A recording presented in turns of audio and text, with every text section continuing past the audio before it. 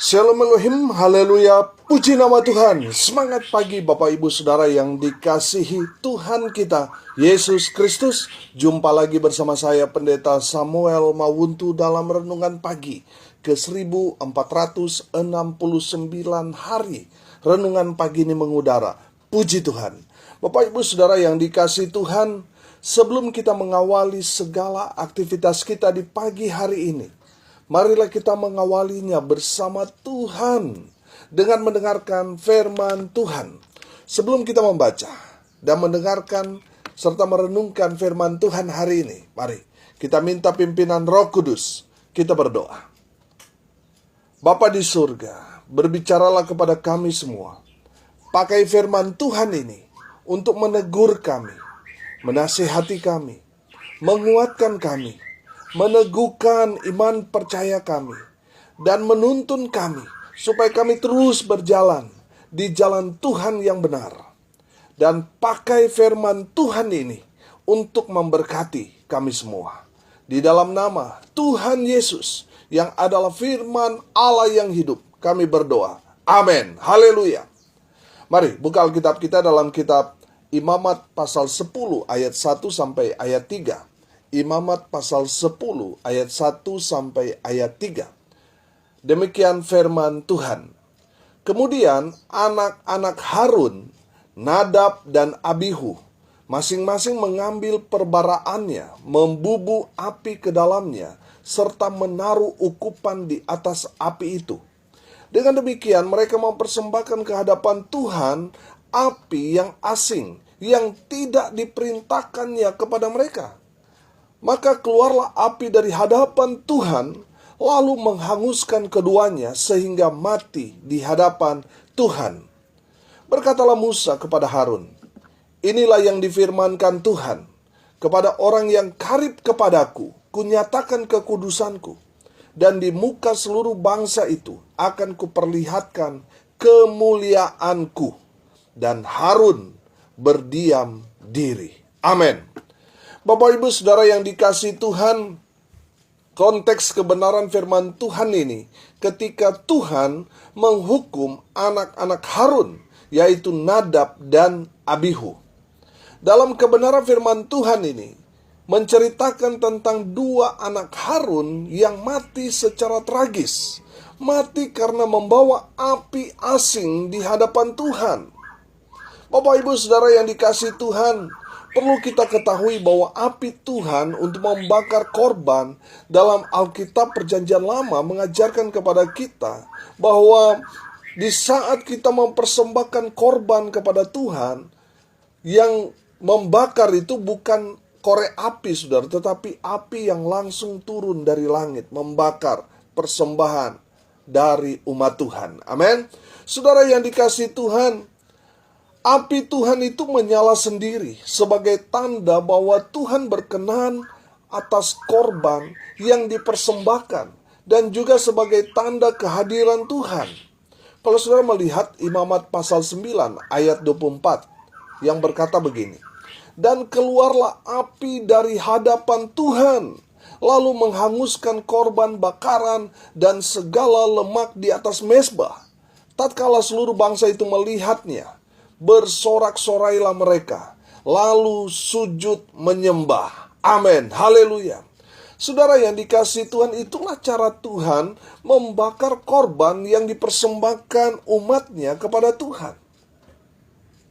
Bapak Ibu Saudara yang dikasihi Tuhan, dalam 1 Raja-Raja 18 ayat 20 sampai ayat 40 yang menceritakan tentang Nabi Elia di Gunung Karmel yang berhadapan dengan 450 nabi-nabi Baal yang dikirim Raja Ahab.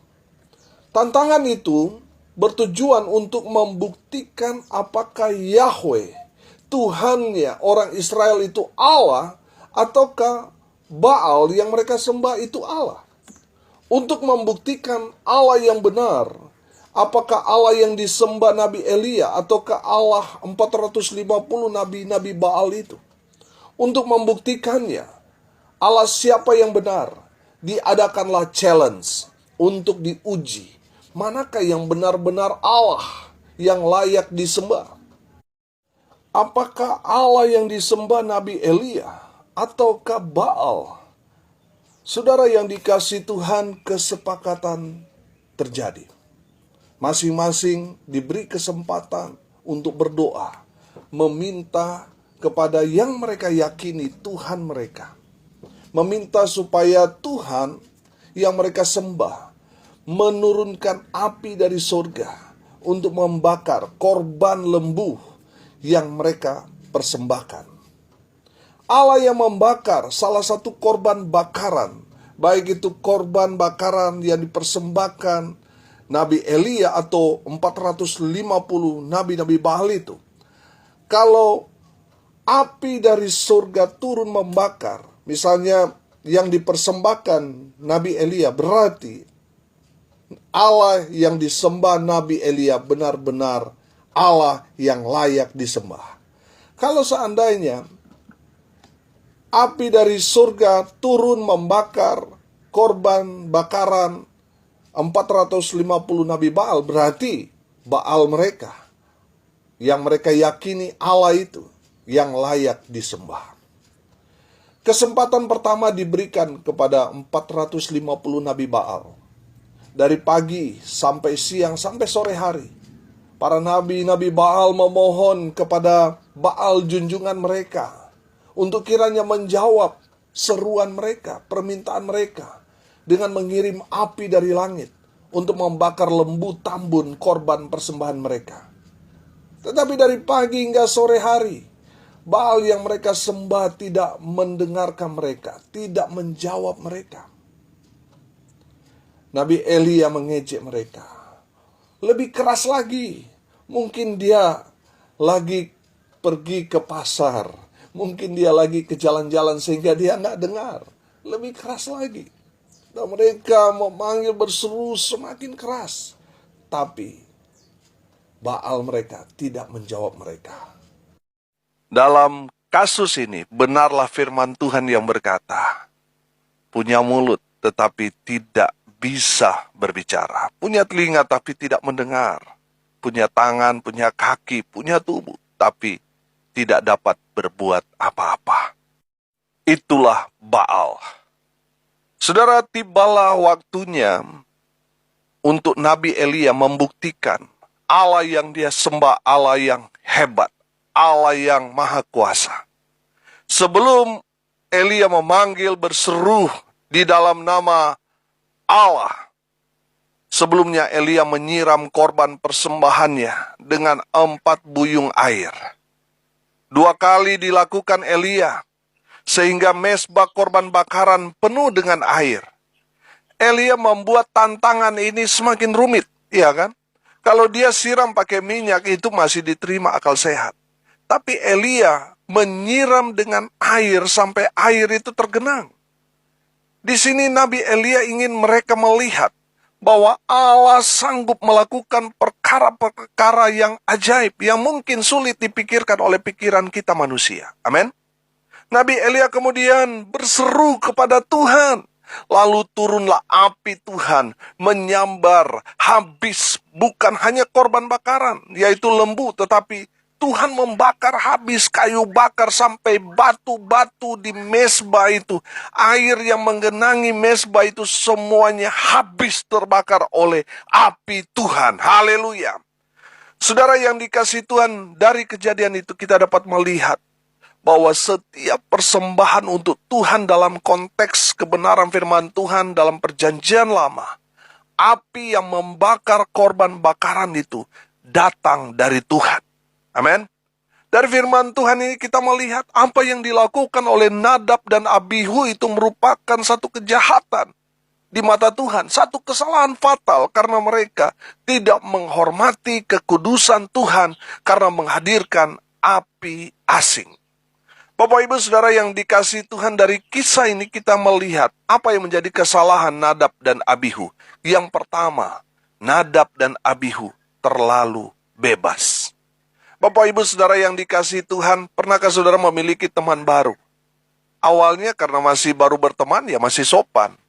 Tetapi lama-kelamaan, karena sudah sangat-sangat dekat, akhirnya terlalu bebas dan makin kurang ajar. Betul?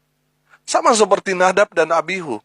Mereka berpikir mereka sudah setiap hari melakukan itu.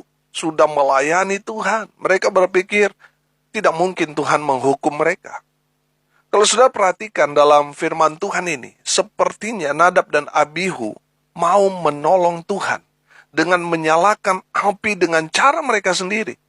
Dengan mengambil api dari bara sisa pembakaran sebelumnya.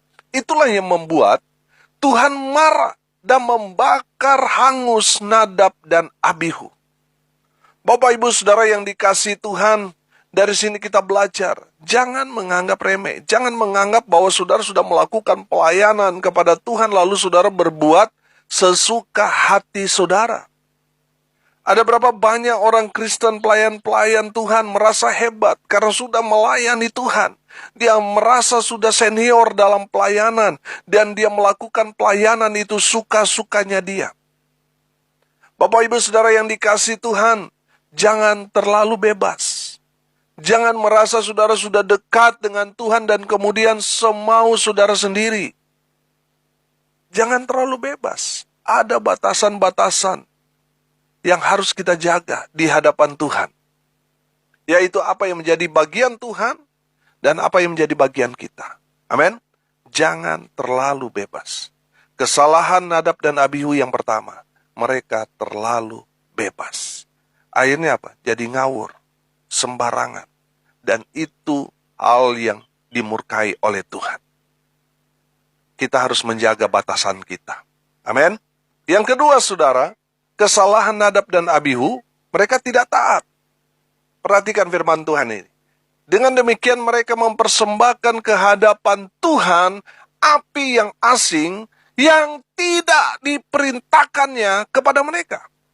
Bapak Ibu Saudara yang dikasihi Tuhan, dalam firman Tuhan ini kita melihat bahwa Nadab dan Abihu melakukan kesalahan besar, yaitu tidak taat kepada Tuhan.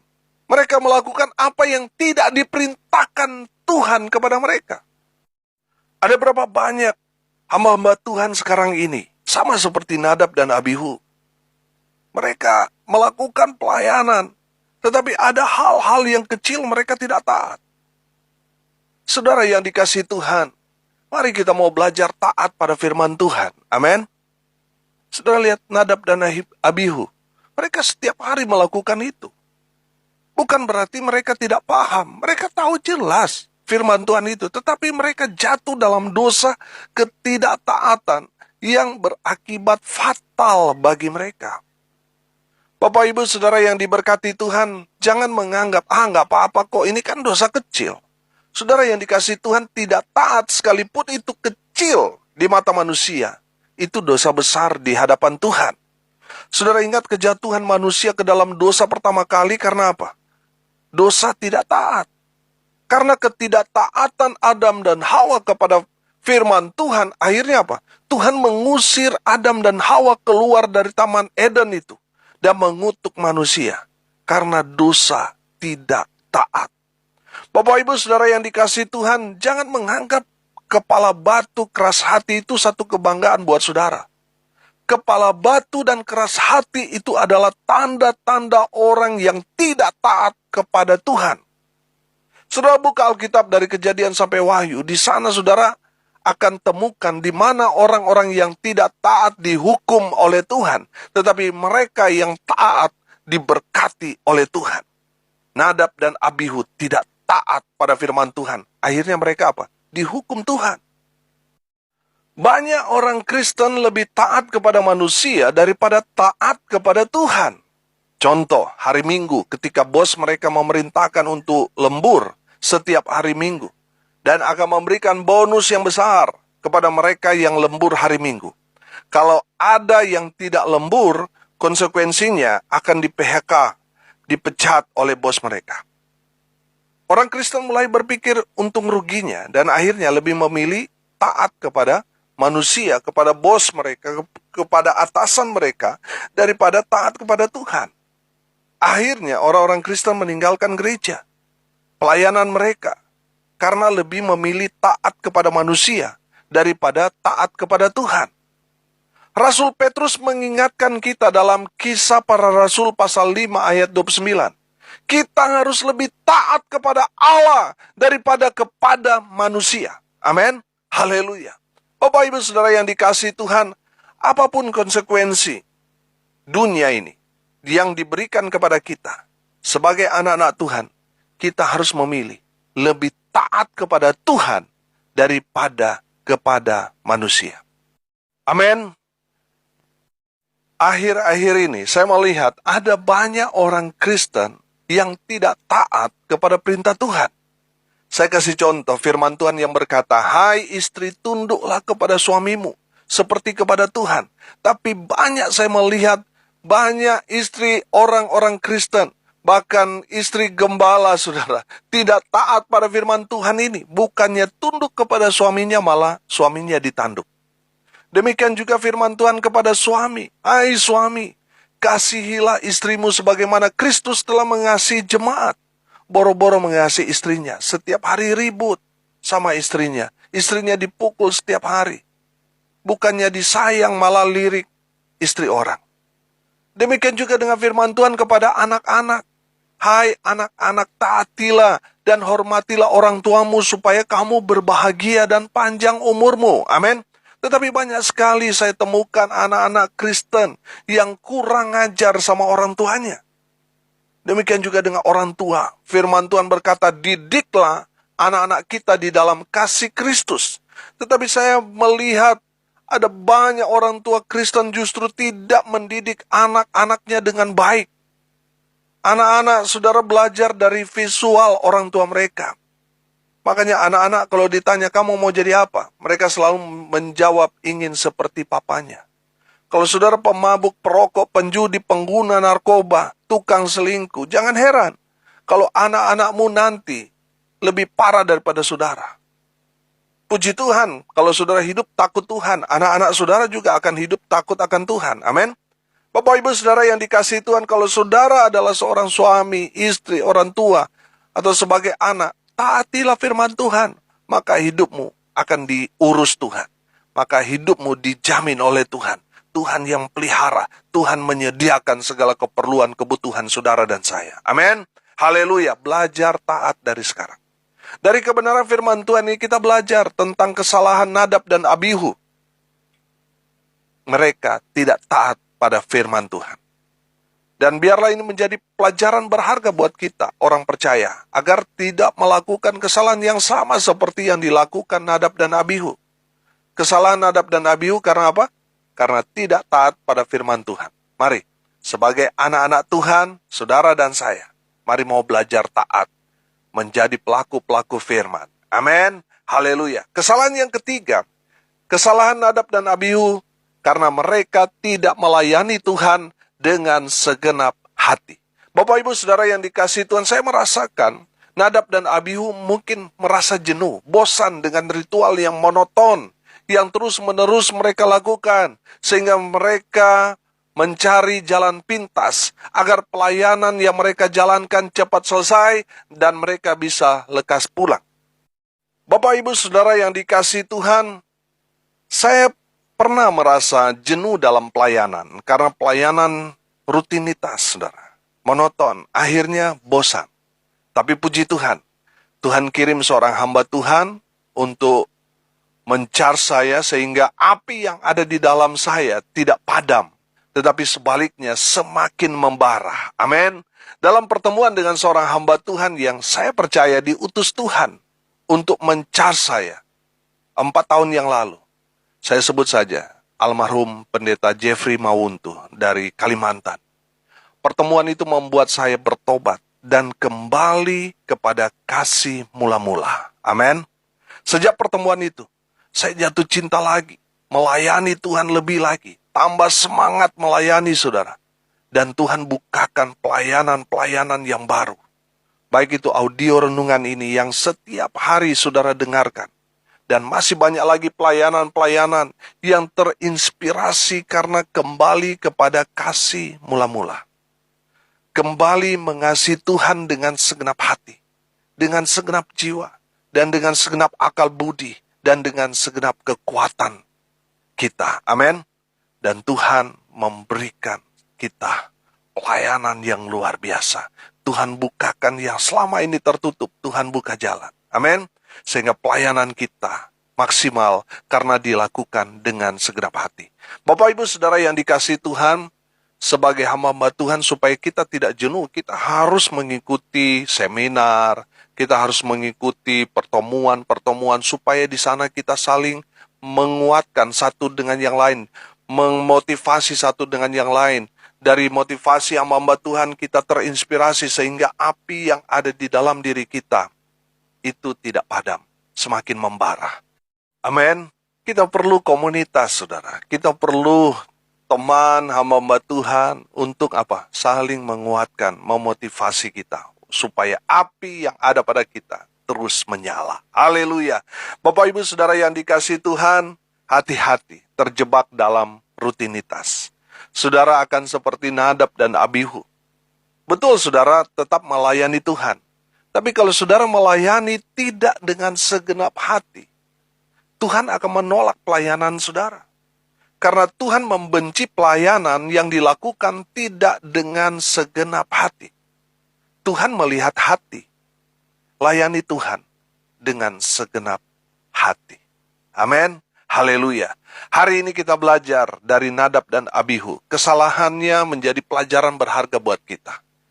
Yang pertama, terlalu bebas. Akhirnya apa? Ceroboh, ngawur, sembarangan.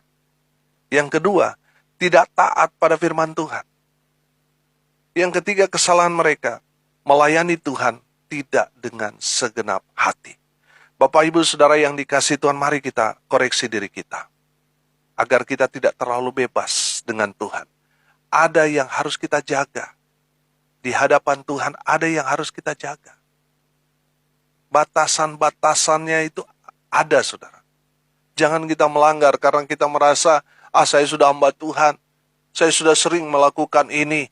Saya sudah sering pelayanan ini. Akhirnya kita melanggar batas. Jangan terlalu bebas. Kita harus menjaga batas kita dengan Tuhan.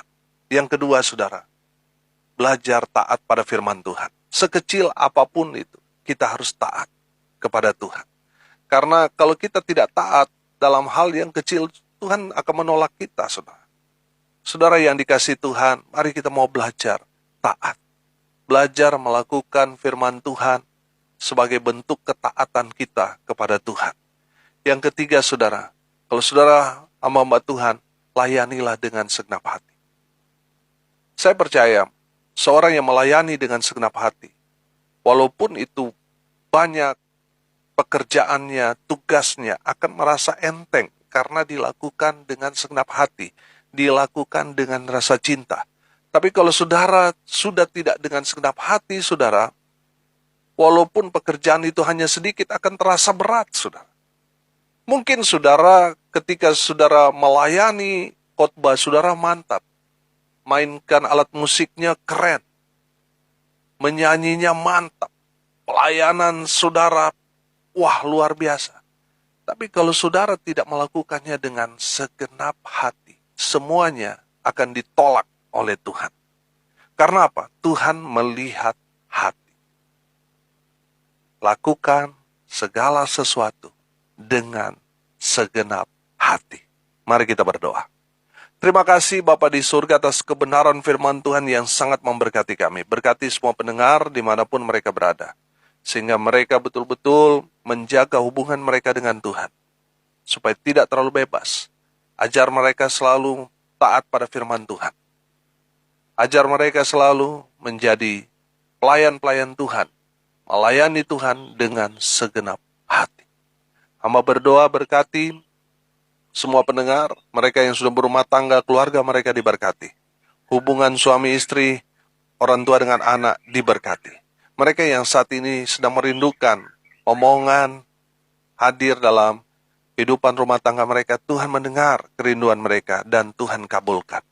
Hamba berdoa mereka yang sakit, Tuhan lawat, Tuhan jamah mereka. Tuhan sembuhkan oleh bilur-bilur darah Yesus. Mereka yang sakit sembuh dalam nama Tuhan Yesus. Hamba berdoa ya Tuhan untuk mereka yang lemah imannya. Tuhan kuatkan, teguhkan melalui kebenaran firman Tuhan ini. Hamba berdoa di dalam nama Tuhan Yesus. Mereka yang saat ini sedang berduka cita, Tuhan memberikan penghiburan, kekuatan kepada keluarga yang ditinggalkan. Mereka yang hari ini berulang tahun, Tuhan Yesus memberkati mereka. Hamba berdoa di dalam nama Tuhan Yesus. Berkati bangsa dan negara kami tercinta Indonesia. Pemerintah yang ada di dalamnya dan seluruh rakyat Indonesia. Tuhan lawat mereka, Tuhan jamah mereka, Tuhan pulihkan, Tuhan berkati. Di dalam nama Tuhan Yesus. Berkati pelayanan yang Tuhan percayakan kepada hamba. Baik itu pelayanan audio renungan ini. Pelayanan pengembalaan di tengah jemaat. Di tengah keluarga. Pelayanan bersama dengan Infinity Ministry. Tuhan memberkati. Hamba-hamba Tuhan yang ada di dalamnya. Baik itu pembina, pengurus, dan seluruh anggota. Beri kami satu hati. Melakukan kehendak Tuhan.